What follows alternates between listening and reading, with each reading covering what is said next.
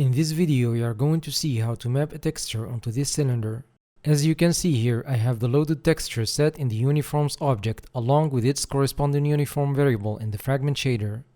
Now what I'm going to do is use the texture2d function, which takes two arguments, the image and the texture coordinates.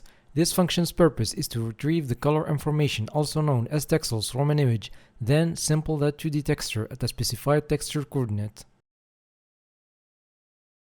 And there you have it. You can observe that the cylinder now displays a portion of the texture, creating a pretty cool effect.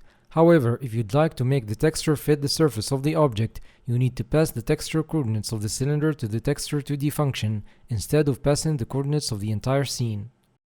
To achieve that, I'll create a variant variable that I'm about to use to transfer the texture coordinates of the mesh from the vertex shader to the fragment shader.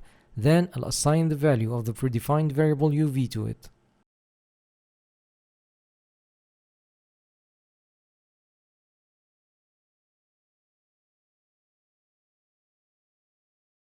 And that's all for now, so make sure to like, share and subscribe, and I'll catch you in the next video.